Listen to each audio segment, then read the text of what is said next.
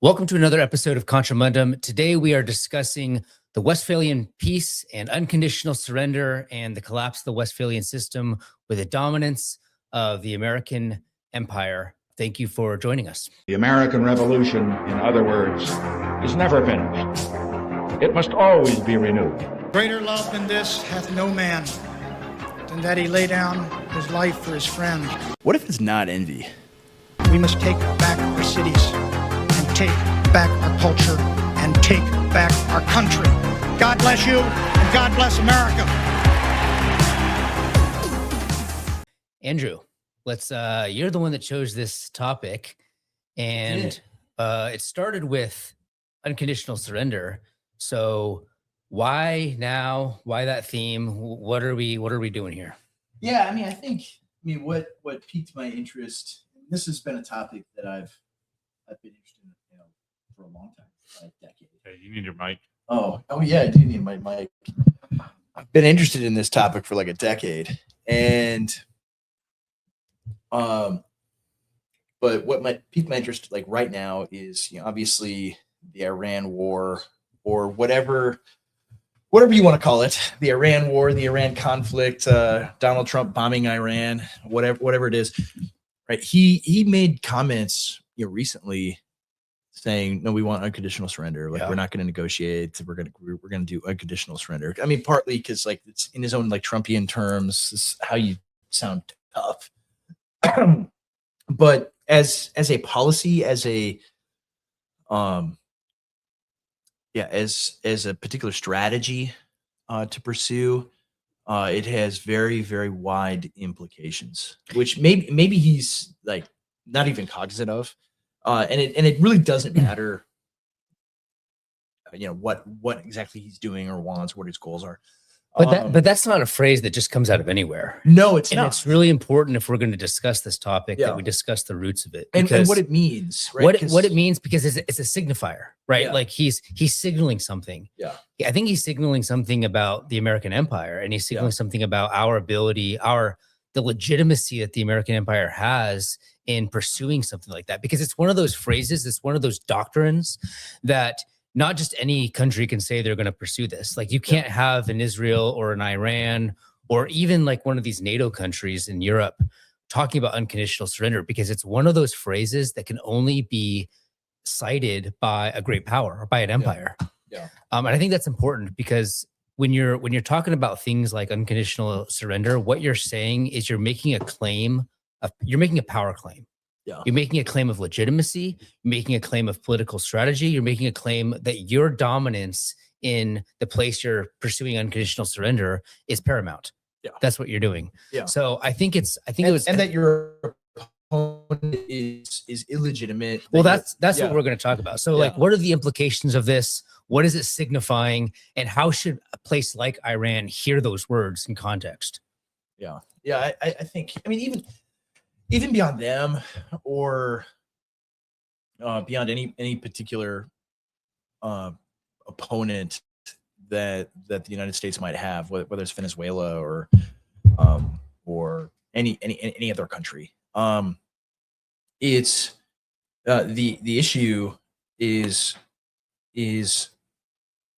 so much bigger than this particular conflict that we're engaged in the moment, or ones that we've engaged in for the last 80 years.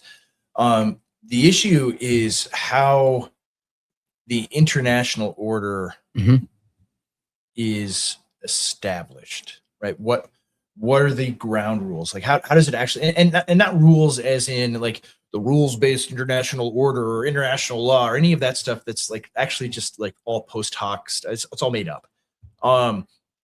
It's like the thing that matters is power.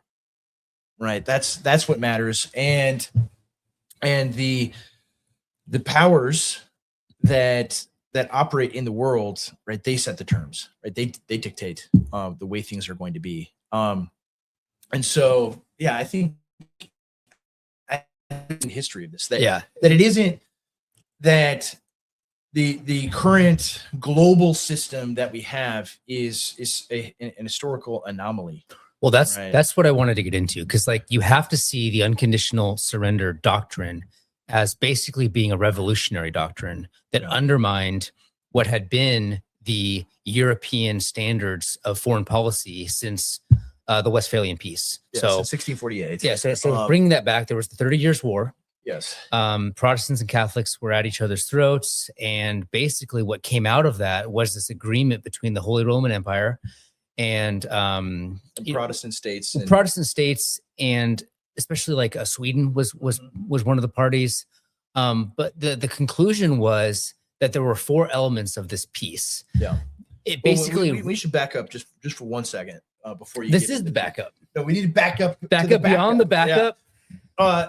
And because this is like, okay, we're going Putin territory. 3,000 years ago.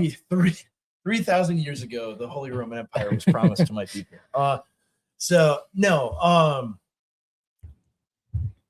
Part of the issue is like, so anybody like watching this or listening to this, like if they went through the education that either of us did, right? You were homeschooled, I went to public school, and both of us, right? We did not have a long, drawn out, unit or a whole semester or a whole year on the 30 Years' War. Like maybe you did for like the Civil War, the American Revolution, World War II. We had a whole year on the Holocaust when I was in 7th grade. We maybe had a total of 5 minutes at any point in my K through 12 education on the 30 Years' War. Or I mean, I went to college for a bachelor's degree in history, and I took like European history classes, and we maybe spent a day or two on the 30 Years' War. And the 30 Years' War is like this pivotal event in the history of Europe, in the history of Christendom, in the history of the West. And no one knows anything about it. No one knows the significance of it. No one knows why it's important. Gary does. And so Gary's been grokking all night. Well, no, like it is. I don't need grok for that. And so really the only thing people know about it is like, Reddit atheists who are like, it's a war about religion, and religion just causes wars. And so you have the 30 Years' War, and you have all of these, Catholics and Protestants fighting and killing each other. Why do atheists sound like Ben Shapiro? You tell me. But really though, like it's so much more important, so much bigger than that. And it isn't, it's religion causing wars. No, it's it results in what we're talking about in the Peace of Westphalia. It results in nation states being actually sovereign and respecting the sovereignty of one another. And that peace and that geopolitical order held up for 300 years. Well, let's talk about this, because the Westphalian peace, by the way, you didn't do very much backup. This was my backup. Okay, so I just stole. You stole my backup.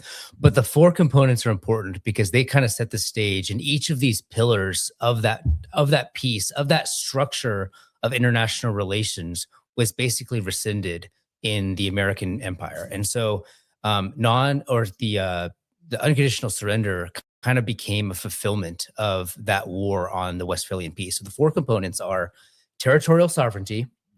The Holy Roman Empire basically said that within your realm, within your domain, you have absolute sovereignty, that you get to determine what is good for your own realm within your borders, that we don't have any authority to step in and do anything about it. It is your territory. And so that's why people claim that Protestantism created nationalism. On one hand, that's false, because people had already been self-identifying with their own people in a decentralized way. But on the other hand, yes, for the first time, there were political sovereigns at the national level, and that was part of that Westphalian peace. The second one was non-interference, that there was no outside demand that could be made against these nation states. That non-interference was the doctrine that you did not have the right to impede in the affairs of a domestic nation. Yeah, in the political process. So that's in number their 2. own domestic politics. Number 3 is that each of these states had a legal equality to them. Yeah. And so that they were peers. This is incredibly important. It is this important. whole discussion. So that they were peers. They were nations, and they each had to maintain respect and affirm the legitimacy of of other nations. That's the third peer. And the fourth is the balance of powers, where if one gets too strong, you could make an agreement, an alliance with another nation to kind of iron that out and prevent any one nation from becoming too strong. And it would be a legitimate cause for going to war. Is so those four things are the components of the Westphalian peace. And it's really important to understand because each of those in their own way throughout the 20th century was basically abandoned. And unconditional surrender was sort of the culmination of that. Yeah. But the final nail in the coffin of that whole piece kind of came with the Durham. We talk about later. I think just back. So the American Constitution and the American political order at its founding is set within a Westphalian system. This is why the power to declare war exists with the legislative branch.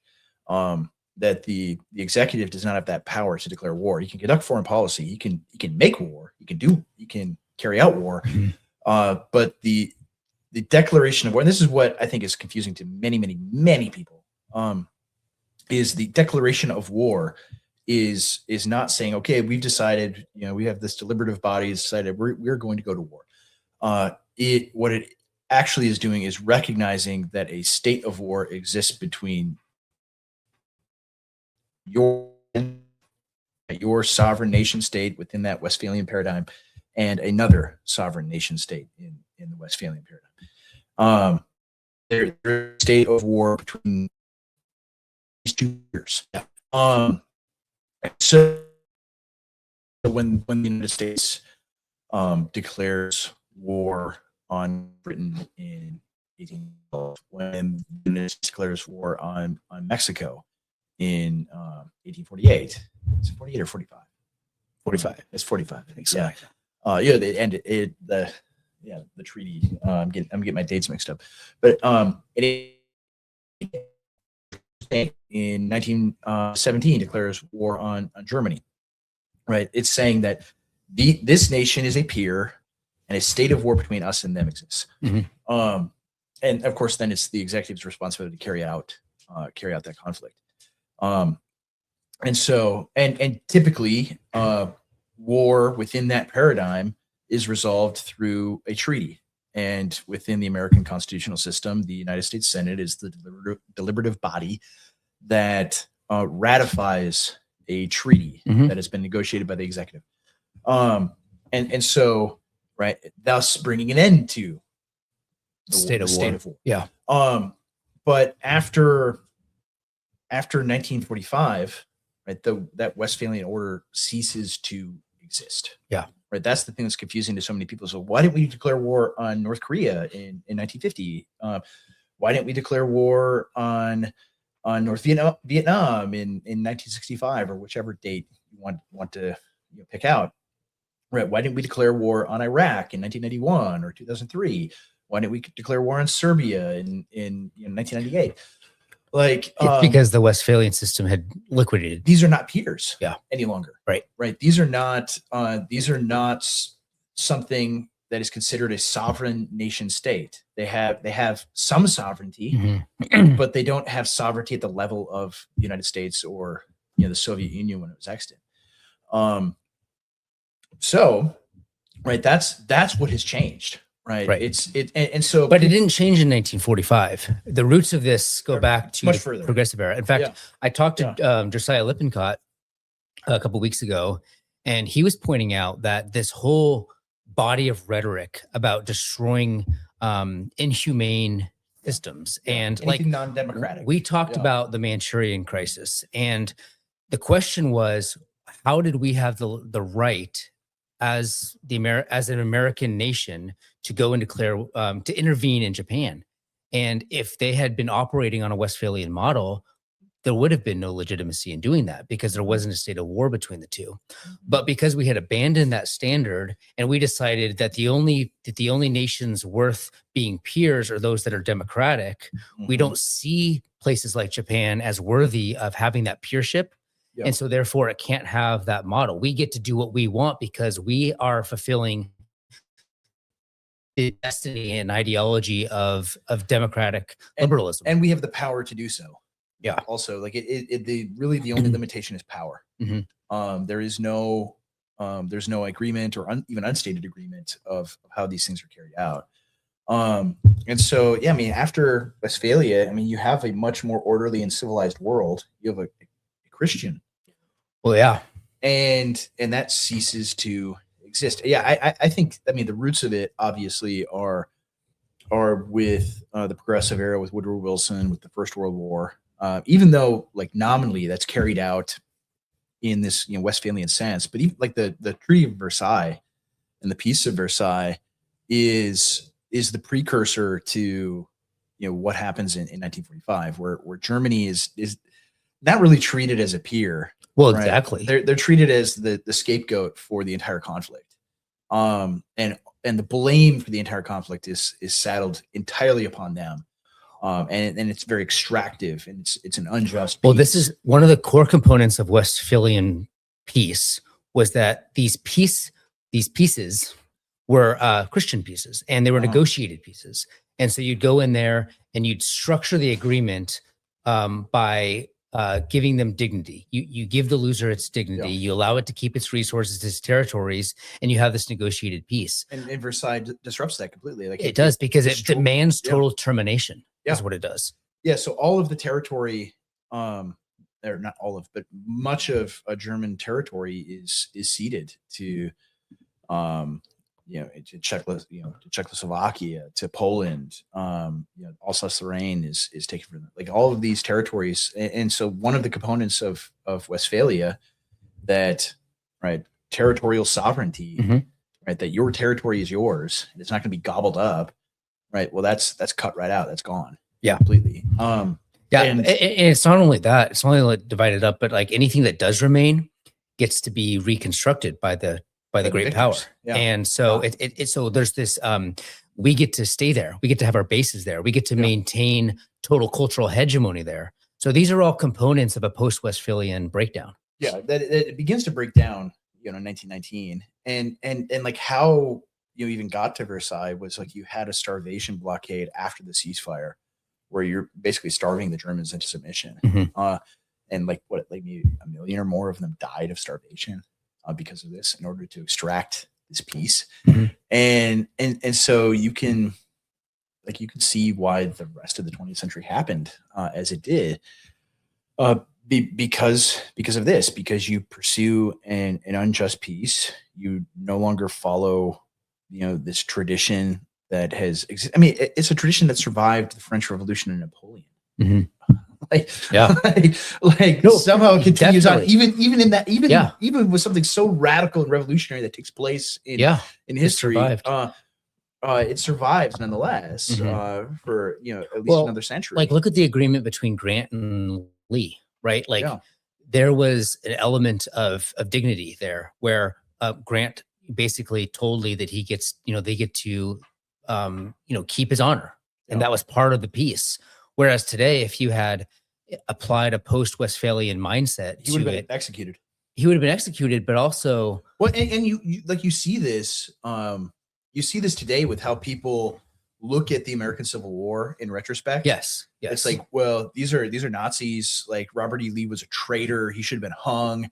They all committed treason. Like they're applying a post-Westphalian paradigm to something in the midst of Westphalian peace. Yeah. But sorry, I cut you off. No, that's exactly my point. And so it's like something happened in the 20th century, and it allowed doctrines like unconditional surrender. So to us, that sounds normal today. But like you could see the seeds of that even there, because for sure, the same progressives in the Republican Party from New England were the most radical Republicans. And what did they want to pursue? They wanted to completely eviscerate the South. Right? They wanted Jefferson Davis and Robert E. Lee. They wanted these guys hung and tried for treason and executed. But they were radicals. And they were the radicals, but like they're, both literal and ideological descendants, 2 generations later were the progressives. And so, right, like these are not like random strains of thought or random happenstance. Like there's a clear lineage to these things, and what it was is this, radical, almost utopian vision for the world, right? That they wanted to pursue, Right. And so yeah, the Northern victory is like the first nail in this coffin, and like America becomes extremely, extremely powerful over the next 50 years, and especially over the next century. That the progressive vision takes hold at the beginning of the 20th century, and instead of war being conducted within I mean, just even like the very conception, like the Christian conception and Western conception of a state, of political power, like what is it for? Answering that question, that's a question people don't even often ask. Yeah. Like what's the point of even having a state? Why do we have one? And it's like, well, you have it to maintain order and to execute justice, both domestically and outside of your borders, to protect the people. That's why you have political power, to protect them from enemies without and from enemies within. Right? That's why there's political power. But the progressive vision is, well, what if political power could be used for more things than that? To remake the world. What if the political power could be used to make a better world? Yeah. Right. Not the world that God made, but a world that we can make. That's what political power is for. So, so the 20th century is one in which progressivism takes hold of everything, and state power is used to educate children. Right. I mean, yes, there was a history of public education before this, but the radical progressive version of this is it's totalizing. This John Dewey says we're creating these model citizens. We are creating a better, and I mean, just all the language that's used regarding public education today is like we're creating the future. We're creating a utopia by educating children in this manner. Well, it's funny because like Marxism is known for creating a new man, right? That can create a new world. And we have this idea that we've rejected Marxism, but we had our liberal progressive version of that. That's right. That part of the role of the state was to create the new man. It was a new man within the realm of science and progressive ideology and democracy and like all that. So we did the same thing. And prior to that, we had instantiations of public education, but like at their core, they were fundamentally traditional Protestant ones. Where it's like, it's a priority for us as a people to make sure our children are instructed in the Bible and are able to read, so they can read the Bible, and they're able to. Maybe it was Gary, I don't know. But they're able, and that they're able to conduct their affairs as free men, and live as responsible people within a republic.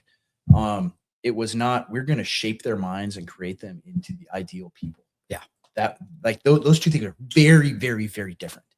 And the latter is just simply taken as, well, this is just the way that always things always were and will always be. And so much of this stuff, that's what it is. So many of the things like, the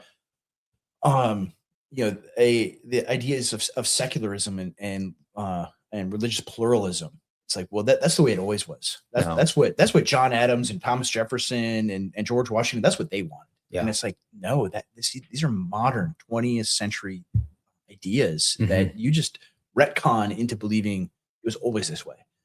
And so in the same way, right, everyone has, because did a year of World War II studies in junior high, and of course that's the only thing that was on the History Channel when I was a child, and like that's the only thing we were taught. This is the only thing movies were made about. You begin to form in your mind the idea that this is the way that war and power or politics among great powers has always been conducted.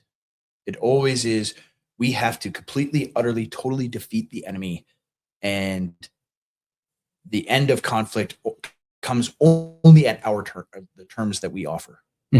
or there's no terms whatsoever. We dictate everything completely, totally. Like in everybody's head, that's how every war goes, right? Even though, right, 1783, right, the Treaty of Paris, right, that's a negotiated peace between the United States and Great Britain, and they cede the fact that we are a peer, that we are a nation state in our own right, that they have to recognize. This is why, like the Casablanca Conference, that's when unconditional surrender became adopted by the Allies. Yeah, Casablanca. And Winston Churchill approved of FDR's language, but he was kind of shocked by it. Yeah, because he kind of inherited an older frame of mind. Certainly, that this whole idea of like total capitulation, and instead of having a negotiated peace, you have an imposed capitulation. Instead of inviting someone to the table to negotiate a way out of the war, you basically say, sign on the line or we'll destroy you. We will kill you. We will occupy you. We'll send soldiers in to rape all your women, which is, by the way, what the Soviets did to Germany. Yeah. And like we don't have, I mean, it's something that like is much more akin to like the ancient Assyrians or something like that, like ancient empires laying siege to a city. But even there, they would lay siege to a city. Like we don't want a bunch of our guys to die if they don't have to. Right? You offer terms of their surrender. Say, all right, you surrender, and we won't kill all your men. We'll just, take some of them into slavery or whatever. Like you'll provide some kind of peace. Yeah. Right. They're not going to be great terms because you got a big giant army surrounding the city. And oftentimes it was just, all right, you need to give us this much money every year. And you're just, it's like a mobster going to a business owner and saying like, yeah, you got to give me, $1,000 every year. And we'll keep you safe. Right. It's just, it was things like that, but it's like you had an empire that just went in and everyone knew like the Mongols or something. And they're going to kill everybody. Right. They're going to rape all of your women. They're going to murder your babies. Like what that does to you is, in your head, when there are no off ramps, that the only thing in front of you is death, you are going to fight with everything that you have in order to prevent that outcome. And so after the unconditional surrender statement, that's something that American military officers, the American military leadership, they were angry about this. Dwight Eisenhower, years later, he doesn't say it publicly during the war. You wouldn't expect him to say this. I mean, some guys did. Yeah. But he said like this caused significantly more death and prolonged the war. Oh yeah. Far longer. Oh yeah. Right. Way more American men had because there's no incentive to come to the table and talk about it. Well, and partly because they knew the political situation within Germany was very fragile, and that there were Germans that wanted to sue for peace. They knew the war was not going well for them, and they wanted it to end. Yeah. Right. At least on the Western Front. Right. From the get-go. I mean, from the get-go, they wanted peace with Great Britain. Oh yeah, you mean Germany? Like, how many times? Like 6? Yeah. And like, so this is the thing that like Daryl got in trouble for pointing out is that they wanted peace with Britain and with France, and obviously to the United States once the United States entered the conflict after declaring war on Japan. Right, they wanted peace with their opponents on the West because they viewed the war as an existential conflict between them and the Soviet Union. They wanted to devote everything to fighting the Soviets. And so the issue, I mean, so part of it is, right, well, FDR, I mean, I don't know if I didn't get a chance to listen to the McMeekin interview yet, but I've read his book. Right, FDR does this at Casablanca because this bails out Stalin. Yeah. Right. This bails out Stalin because now there is no possibility of a negotiated peace between the United States, Great Britain, and Germany and Italy from the West. So half of, I mean, not quite, but in theoretical terms, like half of the German forces have to be situated to guard against an American and British invasion. And all of the resources, and they're short, they don't have any oil, right? All of it has to be divided instead of focusing on the Soviets. And so, right, in those terms, like it's entirely to the benefit of the Soviets, 0% of the benefit of pursuing an end to hostilities. Like you would think that's what you want. And so, but the other side of it isn't just that, like, yeah, FDR is this like secret Soviet agent. It's also this progressive vision where it's like, no, if we do unconditional surrender, we get to determine what Germany looks like at the end of the war. We get to remake Germany. I mean, and you also have, did you talk to McMeekin at all about the Morgenthau plan? I did not. Okay. No. I mean, you also have like Henry Morgenthau has this plan for Germany that, maybe, or maybe Lippincott talked about this too. I'm so behind on why these are ones I want to watch. So it's not like I don't watch CJ's things. But this high cabinet official, right, has this plan to basically genocide, half of Germany or whatever it is. I can't remember exactly the precise number that McMeekin cites of Germans that would have died if the Morgenthau plan was enacted. And it was like, it might have happened if FDR didn't die in April of 1945. And so it's like, that was at the very least, that was on the table to genocide Germany, to deindustrialize it, which would mean deaths of millions of people. That was on the table as something to implement. I mean, something that Churchill, who is not a squeamish guy by any means, was aghast. Right. Right. Right. And, or even, I mean, McMeekin talks about this in his book as well, that like in, was it Malta? No, it wasn't Malta. One of the, it was Tehran.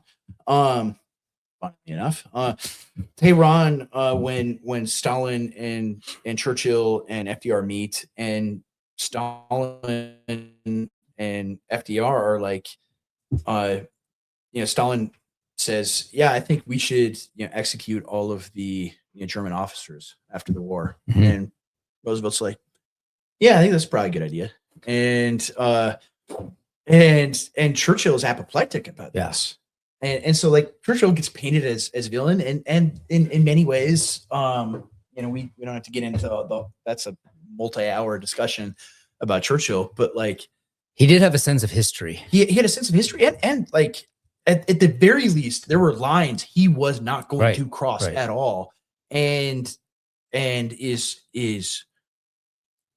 furious that to be made a part of this. Mm-hmm.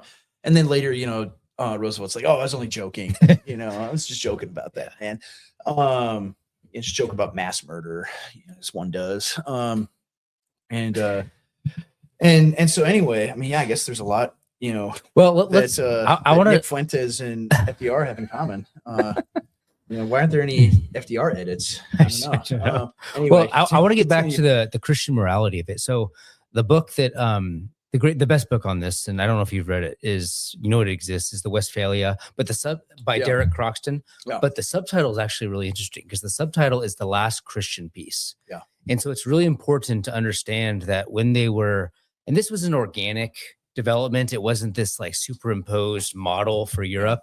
Yeah. It just kind of came out naturally.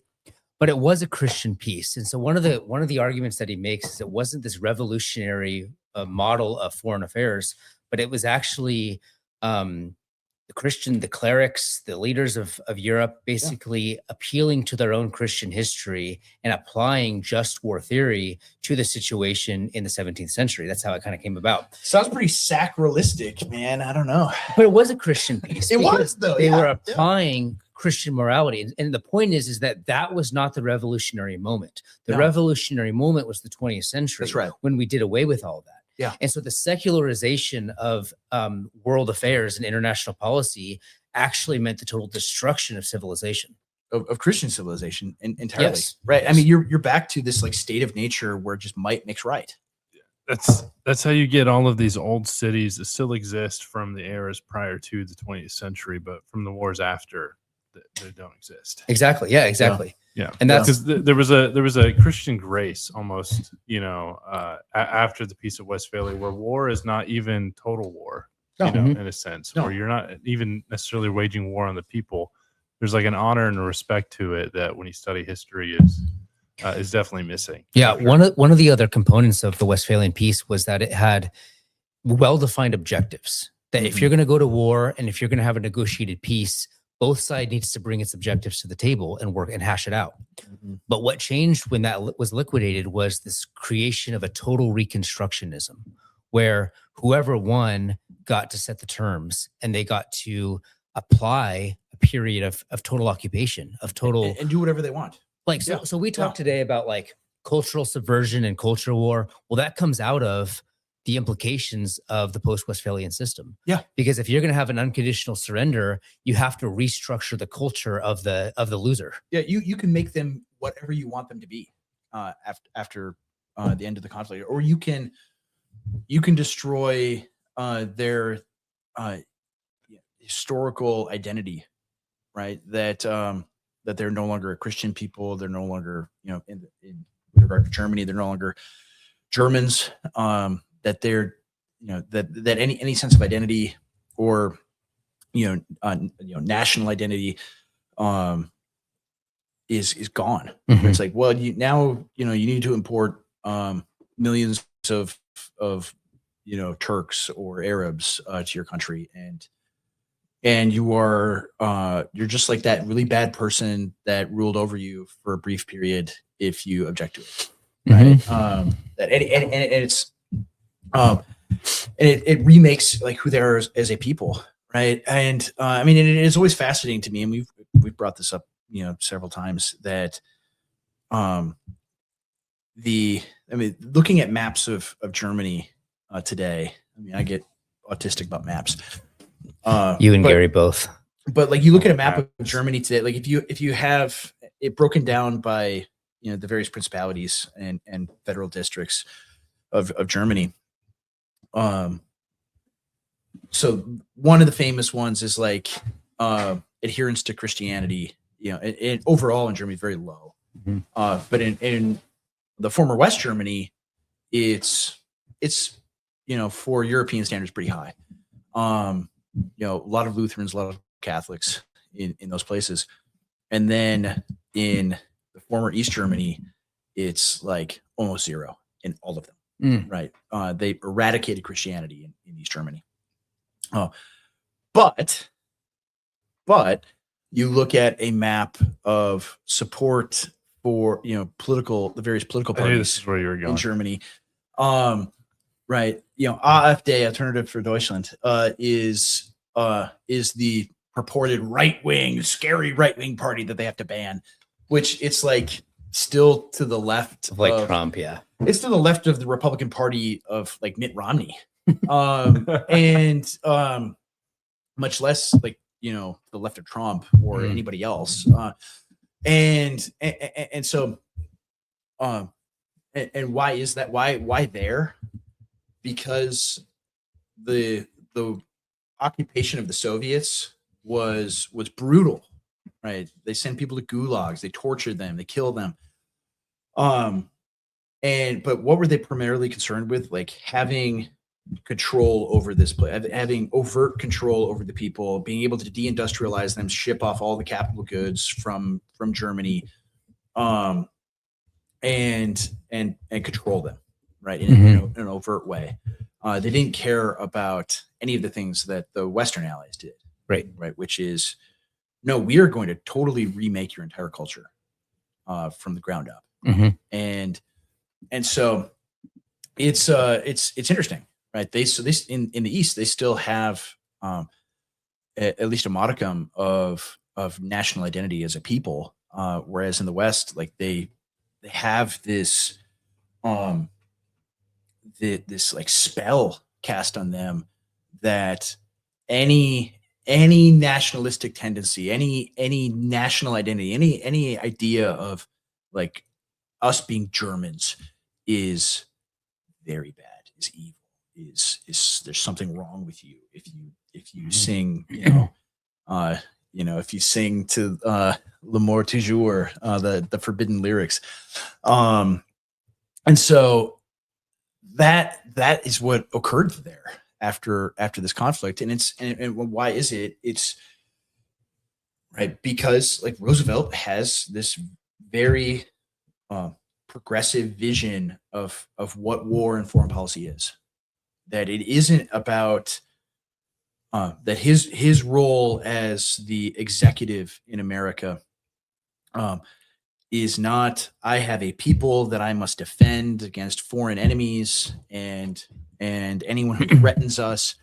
It's, I have a mandate and a duty to remake the world. That's right. And make it, in Wilsonian terms, safe for democracy. Right. That's right. That any authoritarian regime, any non-democratic regime. Well, any non-democratic regime is authoritarian. By definition. Yeah. An authoritarian is equivalent to satanic or whatever. Yeah, it's the great evil. Yeah. Yeah. And that's the approach. I mean, that, and so like people think of unconditional surrender as things like the atomic, like the bombs in Japan. And that's only a piece of it. Yeah. Because whether or not we ever had successfully detonated a nuclear weapon and the right, it's beyond that. It's beyond that. That's the people themselves need to be reconstructed and abandon their national identity. They need to adopt the religion of liberal democracy, and they need to participate in this messianic remaking of the world. Which is interesting because the Emperor of Japan, and this is sort of an apocryphal story. I can't remember where I read it, but it's like, as far as people can fact check me if I'm totally off base here.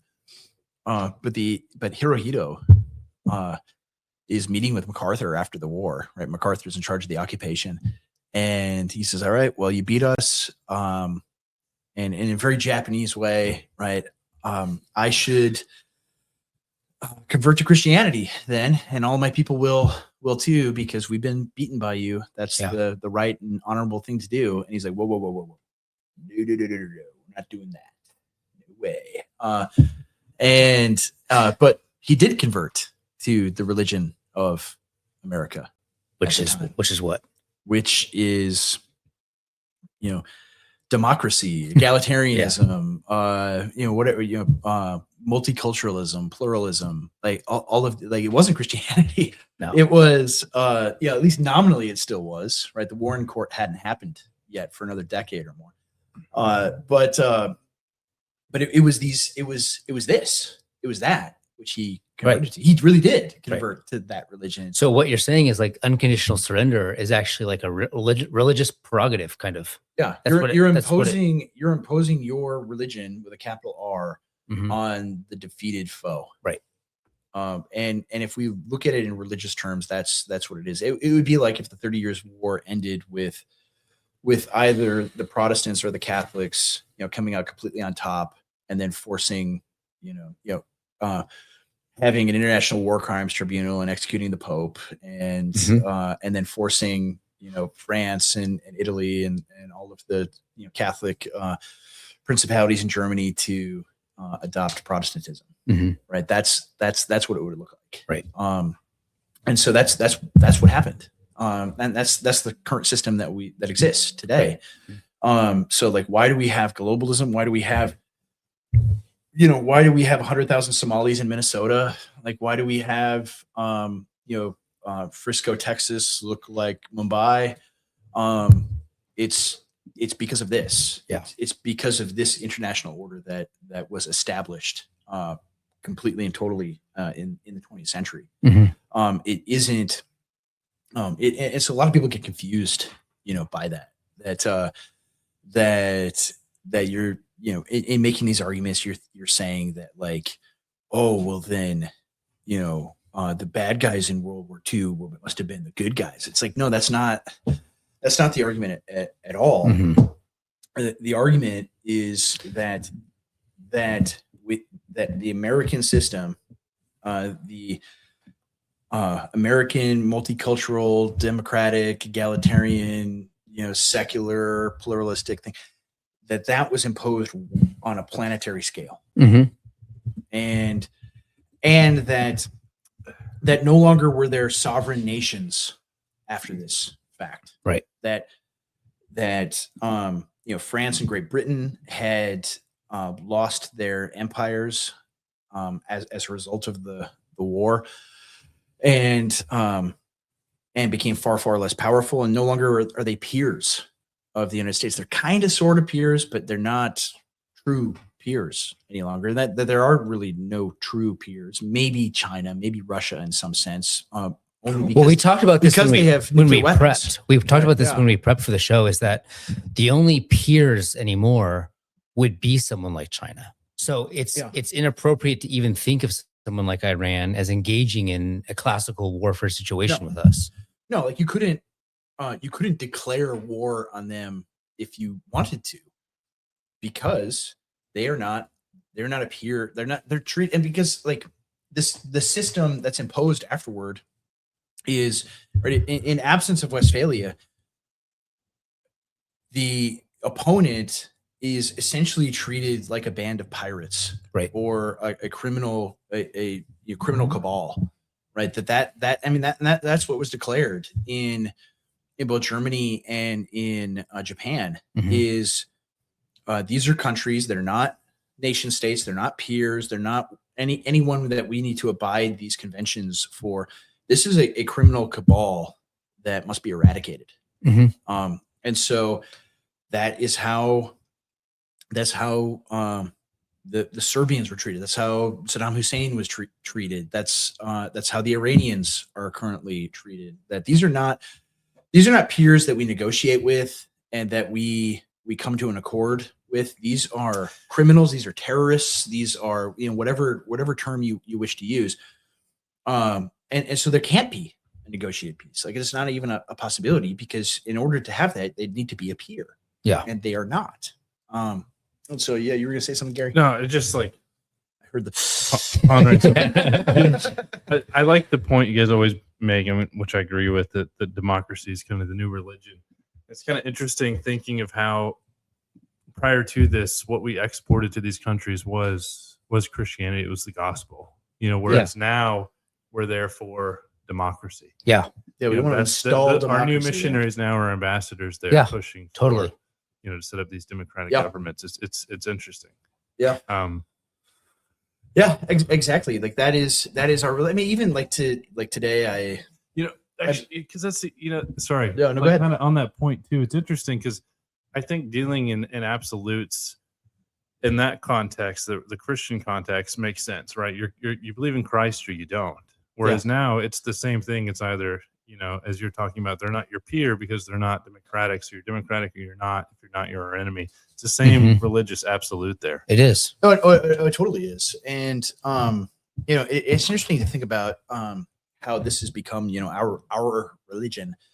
Like I made the conscious choice, maybe mistake, of replying to something Eric Metaxas said on X.com, everything app.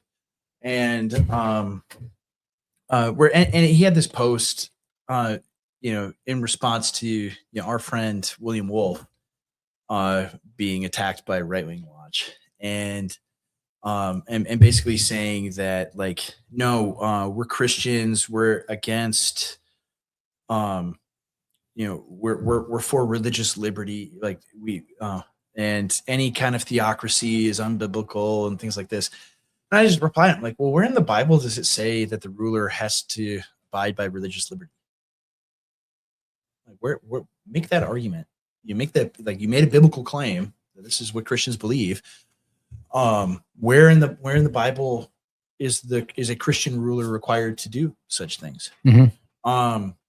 And of course, ask the question, because there isn't one. Yeah. Right? It's just taken as a given, right? That post 1960s view of public religion is that you can't have one. That is the public religion. That public religion is not allowed. And so, in absence of that, of course, then we have very public religions take root in the United States. We have Muslims who want Sharia law. We have Hindus that want their monkey statues everywhere. I tweeted about this morning. Yeah, and it's like it's obvious. Like you have to have a public Christianity, or the absence of it. Some other public religion will fill that void, right? And so anyway, right. The point of this is that like basically our entire system is whatever you do, you can't have public Christianity, no matter what. That is not allowed, and that is religious freedom, and that's a view that someone who is a well-known evangelical celebrity, right, holds to more as firmly as he does the gospel.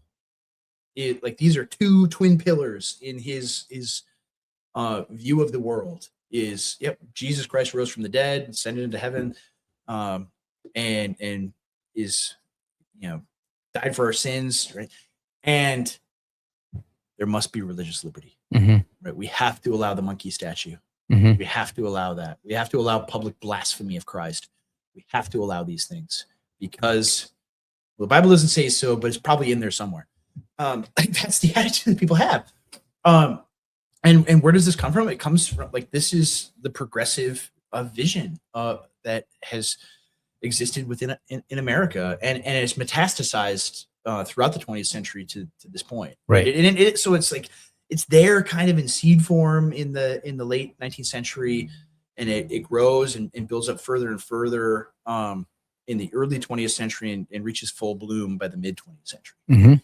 And so this conception of politics on the global stage, right, fits in seamlessly with that. Like they operate together, right? It's not just random. It's not like, oh, we're talking about World War II over here, and then all of a sudden we're talking about religious liberty over here. It's like, no, these are the same thing. These are the one in the same. So like people always freak out when you talk about post-war consensus. That must mean you think that the Germans were the good guys in the war. Like that's not it at all. It is that this particular vision of what is good and true and right, this particular vision of what the American government is for, what the American empire is for, took root in that period, and how the entire global system should be ordered took root in that period. How internally, how the United States operates in terms of religion and public religion. All of those things are one and the same together. And so like this is why it's a pivotal, important discussion. Is not like, oh, just a bunch of nerds want to relitigate World War II. It's like, no, like this is the root of our entire order that is existent right now, right? So why are things happening in Iran for this reason, or Venezuela, or why do we antagonizing the Chinese, or the Chinese antagonizing us, or whatever? Like why are these things operating this way? It's because this is the system that was created then. That's why. Gary's breathed again. That's more of I'm taking a note for a future episode. Well, there we go. Well, so yeah, I think that's really what I wanted out of this conversation is that it's not to be like, oh, we're critical of Donald Trump and the war in Iran and he's a big dummy attacking it. It's like no, like why is it in? What's the paradigm behind all of it? Right. There's that, but we get this sense that conservatives, like the Joel Berrys and stuff, like they're always saying, look, this is the conservative way. This is the American way, is that like we are going to issue conditions of unconditional surrender because we have the paradigm that needs to be met. Right. And it's like, no, that's actually the revolutionary, yes, it is, progressive, liberal, left-wing order. And the return to America first, the return to a realist foreign policy, a return to negotiated peace, a return to recognizing that other nations have to do what's best for their own people within their own realm. That's actually the thing that set us, that defined American foreign policy from George Washington himself all the way up to World War II. And even during World War II, there was a large faction of actual conservatives that warned against thinking like this because we were remaking Europe. We were remaking the world, and America was leading the way in this. Well, and that's the thing about like Iran, for instance, is I was having a conversation with a family member recently about the Iran war, and the point that I made is, all right, well, okay, what are the like stated reasons for going to war? It's like, well, Iran, wants to develop a nuclear program. They have a, very highly developed, high tech missile and drone program, and we can't have that. It's like, okay, right, take that at face value,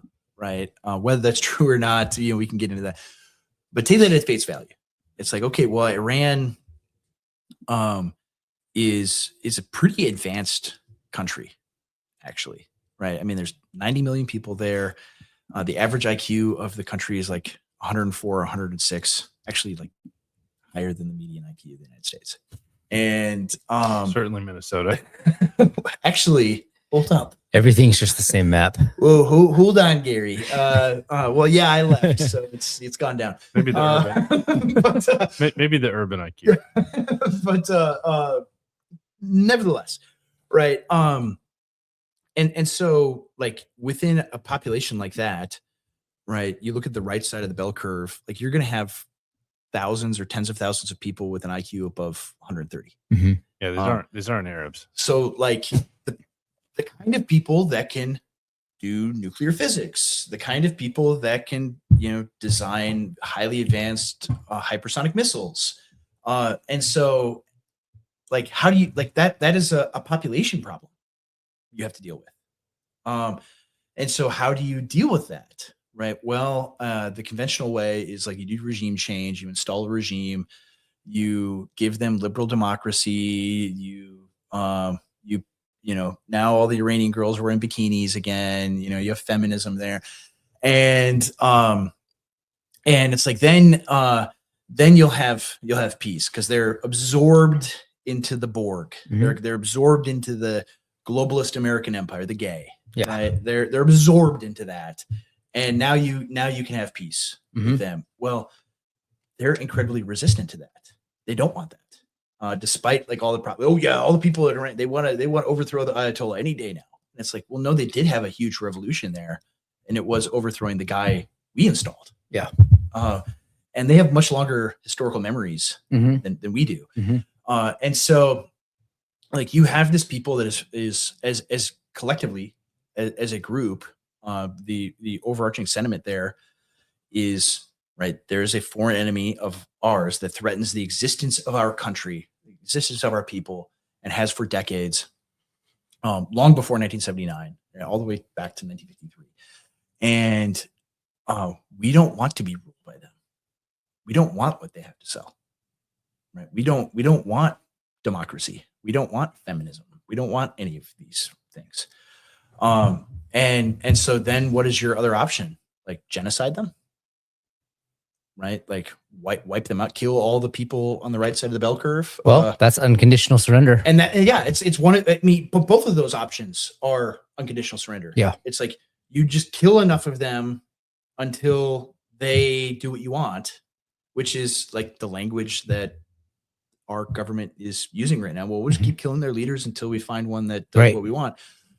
But it's like, well, they're going to keep putting someone in charge that is opposed to you. And in fact, they're going to be more and more radical the more you kill. Yeah. Well, that's what I was going to ask you too. Like, do you think this model is forever? Or do you think someone's going to finally break through? I don't think it is. Because like at a certain point, like you have to start doing genocide in order to keep it going. Right. You have to like kill them all in order to have it. So it can't go on forever. Right. Like there will be people who will resist and not want you. Like, and part of it too, like the Iranian thing, it's like they see North Korea. And it's like, this isn't happening to Kim Jong-un, right? That's not happening to him at all, right? You don't have partly like it's highly totalitarian state. Like they don't allow foreigners in at all. Any like Americans that go there get, their brains fried and things like that. And it's like, but also they have nuclear weapons. Right. So they are at a much higher level of sovereignty within this period, because it's like might makes right. They've got might and they're going to be left alone. And so that's why they want them. Right. Yeah, exactly. That's like they saw what happened to Muammar Gaddafi. Mm-hmm. Right. He gives up his weapons program. 8 years later, he is sodomized with a Bowie knife. Mm-hmm. Right. They like, that's us if we don't get nuclear weapons. So we've provided every possible incentive for them to want nuclear weapons. Right. And so, I mean, part of it is the problem with the American system is that, like, yeah, if you had somebody serving for as president for life, right, president dies, now you elect a new one. Incidentally, what we had in 1945, but nevertheless, like you can't have any binding agreements that last beyond 4 years. Yeah. So giving up your nuclear weapons program when George Bush is president, okay, well, yeah, while he's president, you could probably trust his word, maybe. But now you have a new president, and Hillary Clinton's the Secretary of State. So guess what? Time to die. Mm-hmm. And so, like, it's inherently unstable to be able to conduct international affairs, because you say yes today, it's going to be no in 4 years. But then also, right, and the entire world is primed for this. Like, I mean, the Iranian situation is such that, like, this is the only thing that they have thought about, like, collectively as a people for decades. Mm-hmm. Is we're going to get attacked by the United States and Israel at some point. Mm-hmm. What do we do? Well, they're going to sink our Navy. They're going to shoot down all of our planes. So that's a given, because that's how their military is structured, to be able to do that really, really, really well. What are they not as good at? And it's like, well, if we make a few drones for a few $1,000s and it costs them millions of dollars to shoot it down, right? That's an advantage to us.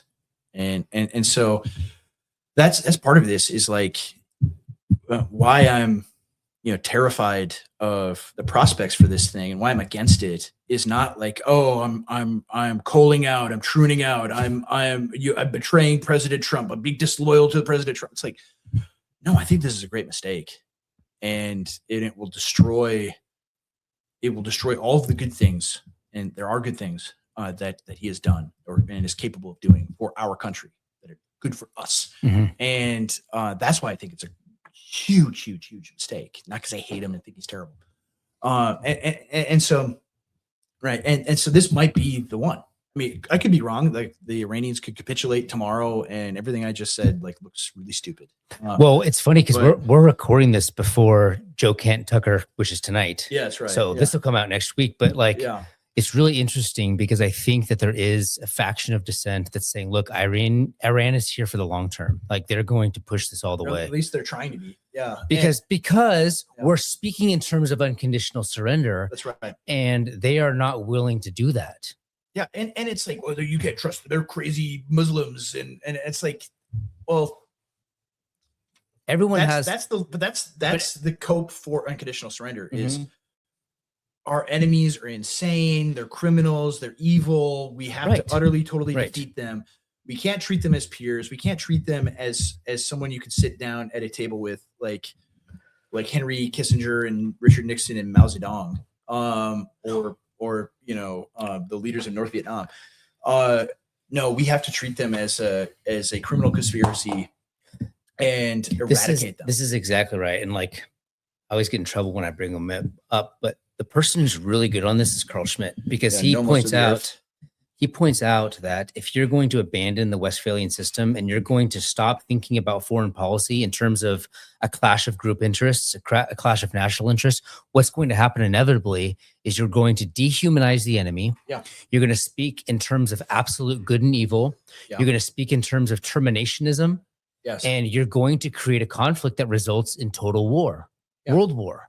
Yeah. And so World War, and we don't really have World War. Everyone's like, oh, World War III. We don't really have that anymore. But the point is that it's going to escalate because there's always an evil to snuff out. That's right. If you're going to make the world perfect, then there's always going to be a place where evil exists, and it has to be bombed to oblivion. Well, and you already see this with, like, now that they've gotten Iran, and believe that the win conditions will be satisfied against Iran. It's like, well, the next bad boy to take down is Turkey. Mm-hmm. It's like, they've been a member of NATO since, like, almost the beginning. Finally, something I can support. No, Gary, we're not. If if Turkey falls and Istanbul falls, they're not going to rename it Constantinople. It's not even that. I just don't like Turks. They're gonna rename it. What would they rename? They'd rename Istanbul. It wouldn't be Constantinople. It would be like I don't know. There'd be a Trump Tower there. Well, there'd be a Trump Tower there, but it like they'll remake it after, you know. So it'll be like Bruce Jennerville or something, or what's Bruce the Jennerville. Caitlyn Jennerville. Jerusalem 2. Yeah, yeah, like that's not coming back, right? And then they'll hang a trans flag on the Hagia Sophia. This isn't some Roman Empire thing. Again, it's just Okay, all right. I don't like them. I think it's a made up state, a made up nationality. No one there is actually Turkish. Maybe 5%. Yeah, I don't really know. And the Turkish royal family are all blonde hair and blue eyes from all the Slavic slaves they took. That's part of it. Yeah, They're not Sounds like a Turks. Gary cast. yeah. theme. I think we should get on that, but I mean, but that's like the next priority. Like, oh, these are our enemies now. Like, there's always going to be another. Yeah, exactly. There's always going to be another It one. can't Like, stop. you take out Turkey, and it's like, okay, I guess Russia's next. Mhm. Right? We just keep going north in the Black Sea, and so it does not end. Right. Right. There is no end to it, and at some point there will be an end. Right. At some point you cannot go on doing this forever. And so the things that we talk about is like, no, actually we want, and maybe it's insane for us to like, oh, we want to have like the politics of Christendom again, when it's like, well, Christendom is a charred remains at this point. Mm-hmm. But like, that's, I think, an earnest and righteous goal to have, right? To not have this anymore, to have a system where America is a distinct nation with its own particular national interests. We don't have global interests. That we should at most have regional interests. That we are not trying to remake the world to make it safe for democracy. That if a country has a different form of government than ours, that is more fitting to their national character, then they are not an existential threat to our existence. They are not the epitome of evil. They're just another people that we should respect their way of life. And so all of this is it's really hard for modern American people even to begin having this then wrap their mind around this conversation, have this conversation, because we have no conception whatsoever. It hasn't been we don't even know our own history. Mm-hmm. It hasn't been discussed or taught that this is the way the world was prior to the middle of the 20th century. And like you're always stuck in the present. You're always stuck in the moment where you are, and you think that you have this sort of like solipsism, where the only thing that exists is what I think and my reality that I inhabit. That's the only thing that's ever existed. Mm-hmm. That the world didn't begin until the day I was born. Mm-hmm. And that's what knowing history prevents, and keeps you from, is that no, you're an heir to something that has taken place long before you were here, and should exist long after you're gone. And so I don't think it's insane to want these things. I don't think it's crazy, and I think we can actually, like, I'm optimistic that we can have those things again. I'm hopeful that it doesn't come at the cost of a tremendous cataclysm where hundreds of millions of people die. It will. In order for it to happen. I don't know, Gary. I don't want that, actually. But I agree. I agree with saying. Gary that, like, you're not going to convince these people using rationality that you need to abandon the model of warfare and international relations of the 20th century. They're going to have to learn the hard way. Yeah, I fear that we might learn the hard way, if not with Iran, with anything else. Mm-hmm. Something is going to happen where we don't have. I mean, because like a global superstate really is an antique of the Cold War. Mm-hmm. And having a massive military industrial complex designed to fight off a peer adversary is something that is like a relic of the past, partly because like those peers just don't exist. And like our military is structured in such a way to be able to fight like every possible conflict they can think of. And so therefore it has to be massive, has to have a massive logistical chain, both within the military and external to it. And I just don't know if something like that can be sustained forever. Of course it can't. No. So it'll come to an end Yeah. at some point. Yeah. And my prayer is that it will not result in the deaths of an incalculable number of people. One of the things that I really appreciate about learning from the Christian peace, the unconditional surrender age, is that it really took into account the dangers of having hubris in international relations, and that hubris will always bite you, and it'll always come back and undermine your own stability and the well-being of your people. And I think that that's what, like, the architects of the Westphalian peace really understood that at the end of the day, their obligation was to the well-being and peace of their realms. But they And had that responsibility and duty to their particular people. and that Germany, they didn't have to impose their will on England, because England could do its own thing, and England could, look at France the same way. America doesn't think like that. They think in terms of reshaping and remaking, and like the Westphalian system was not some kind of utopia either. Like there still were conflicts. There Yes. still were wars. Yeah. But it was limited in scope. It limited the destruction, and it kept all of these nations within a paradigm that they're pursuing their own national good. Yeah. And there was a built-in balance of powers because of that. Yeah. That's like the commentary I saw on the Iranian ship that was sunk, where people were pointing out that they didn't rescue any of the sailors, right? Which typically would have been done historically, and they were talking about like that world doesn't exist. That was in the frame of European conflict, for the purpose of this video, Westphalian kind of post-Westphalian conflict. Yeah, and you had like even in the unrestricted U-boat warfare, like until the Allies started bombing German submarines that were going to rescue survivors, like they still did that. Yeah, like they actually still did that, right? The greatest, most evil people who ever existed, like, were rescuing survivors of ships they sunk, and it's like, yeah, we don't owe them that. They're subhuman, and you can even argue that's like the argument is like these are subhuman. They deserve to die. They deserve to drown. You can argue that like the way that they were I mean they had already broken that system, right? And I think in some ways the Germans were still operating within it, but they were breaking that system by supporting that side in the way that they were doing in World War II. And I think that's why there's a lot of tension there with that unrestricted U-boat warfare, where those are obviously military goods, and they fall within the confines, but they've got civilians on boards and stuff. It's just they really muddied it. Yep. Well, I mean, yeah, that's part of the First World War as well, is that like Germany was because of like geographical constraints and so forth, never able to have a massive surface fleet, certainly compared to the Royal Navy. And so, right, they operated with the means at their disposal.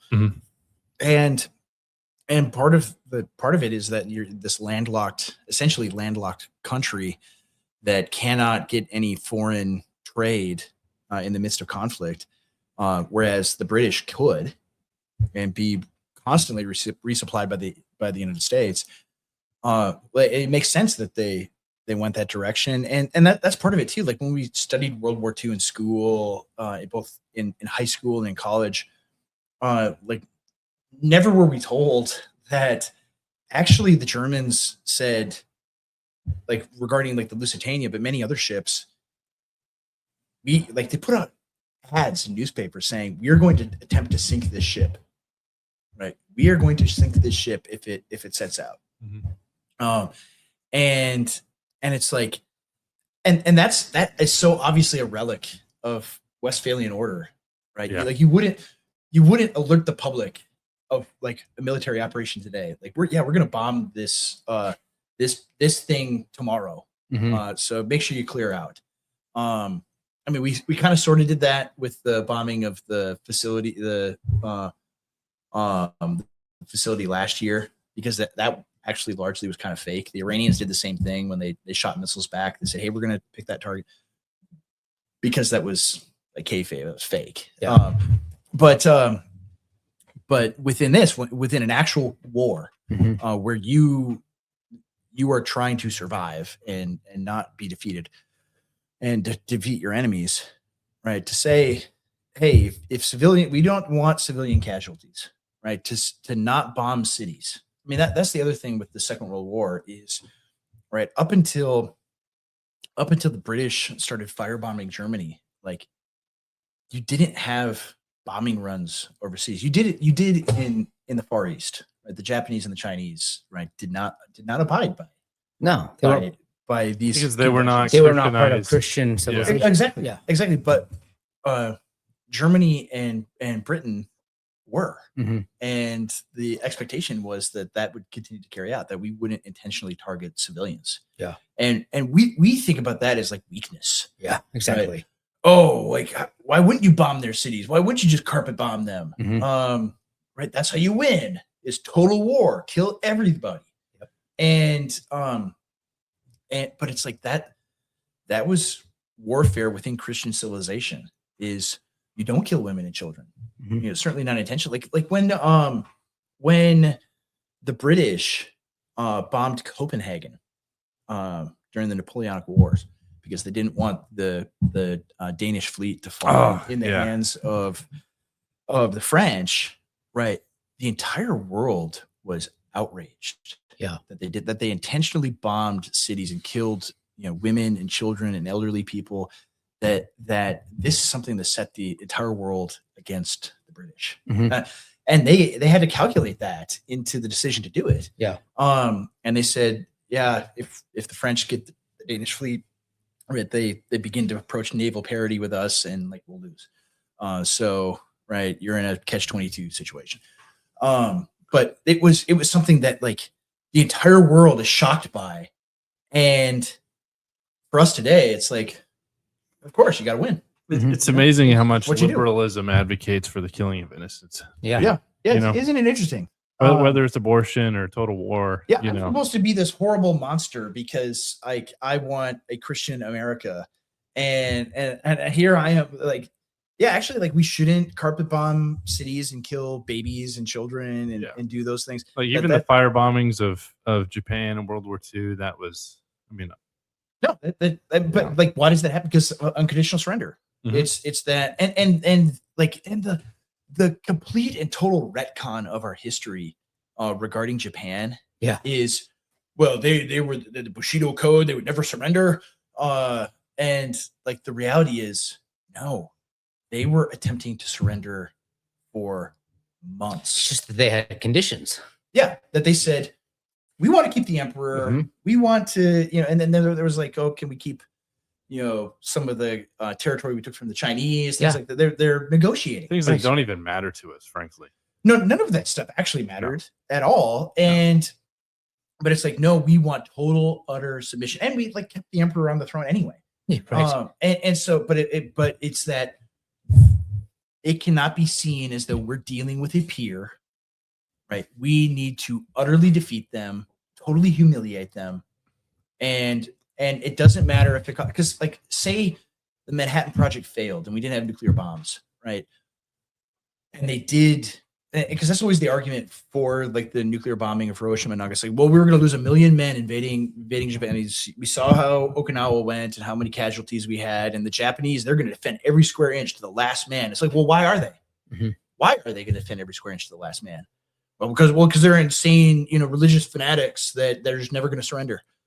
It's like, well, what kind of surrender? Yeah. Well, yeah, they're not going to surrender unconditionally. But if they can keep their nation, right? You introduce, with unconditional surrender, you introduce existential struggle. Yes, exactly. That's exactly right. We will not exist anymore if we surrender. That's why speaking in those terms about Iran is so dangerous. Yeah. Because if it's existential, then what's like? There's no downside to going all the way. Yeah, there's no downside to fighting to the last man. Yeah. Right. There's every upside. We die either way. So that's no matter what, we're dead. So we might as well go down fighting. Right. And you want in conducting anything, you want off ramps. Yeah. You want a way for your enemy to save face in a conflict. And we don't do that anymore. We don't have to do that anymore. But at some point we will have to do that. At some point, reality will return. The Art of the Deal author, by the way. Yeah, that's right. Yeah, you want to give people an off ramp. You want to make them feel like they won, right? Like, let's apply that. Let's do that. That's it, man. Oh, That's what we got. Good. Favorite episode ever, by the way. Oh, well, thank you. Hopefully, you start diving back into some, we went back several hundred years. Several hundred years. Not 1,000, but you've piqued Gary's interest. All right. Well, we'll keep it going. Yeah, you have notes for the next. We need to. We talked about how somewhat off the rails, right? But especially in terms of kind of the new religion, which is essentially democracy. It's like, well, I'm sure we've kind of touched on, but I think a full episode of like, why is it bad? What about is it? What about it is anti-Christian? Of democracy, you mean? Yeah, like we should do some comparative political theory stuff. Yeah, yes, why did the original monarchs who were Christian, in Europe, why were they so against the kind of democratic governments that came up and stuff, like, because it's kind of phrased as a they wanted to hold on to power, and it's like, no, yeah. Was it entirely that? So hold on to power. Yeah, but was that all of it? Yeah, we should get into that. I mean, even just discussing the French Revolution and yeah, I mean that could be and the like political import of it and why it mattered, and then the political changes to both Europe and the United States as a result. Because no one was exporting monarchies overseas. No. Weird. Yeah. Yeah, weird. I mean, well, the United States kind of did. You know who's actually really good on this? But You know who's actually really good on this, and we should get into this later, is Hans Hoppe. Like, because he talks about the fact that when the kingdom was private and the king saw the armies and the even the arms and the territories as something that he had to protect and then pass on to the next generation. It wasn't totalizing, because but in a democracy, when it's all in the public trust, so to speak, it's not really yours and you're not protective over it. You're just looking to exploit it's like the discussion of like privately owned business versus corporations. Or in the sense that, like, one, a king is actually a steward of his country in the same way that, we've taken apart the family. And so the father is no longer the steward. He no longer has a stake. Yeah, he still has the responsibility, some authority, but like it's not his. But none. So what? He's a manager in a managerial system. That's right. Yeah. I mean, we get into that, like just the theory of the household. With the managerialism. Exactly. I think something that'd be fun to get into in the democracy topic is, it's obviously not applied universally. There's countries we don't apply it to. Why? Like we don't apply it to Saudi Arabia, for example.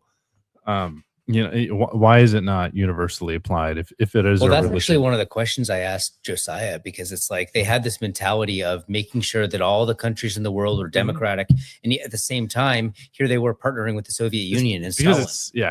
Because it's not about democracy. It's about what democracy enables. It's about precisely. And if it's already enabled, then it's about pursuing global hegemony. Yeah, because you might notice the only countries it's actually truthfully forced are the Christian ones. Yeah. There we go. Interesting. Very interesting. All right. Well, that's all we got for today. That was a good one. Thank you for watching, for listening, and make sure you go to contramundumpod.com and subscribe, like, and share, review and share and all of those things. Tell your kids about it. Sign up for what is it? Patreon, Super Cat. What do we got? Do not do Patreon. If you just don't do Patreon, whatever you do. If you just go to the website, there'll be like a subscribe premium thing, and you can just click that. Yeah. Gary's got it locked down. He's locked in. All right. Awesome. See you in a week. See ya.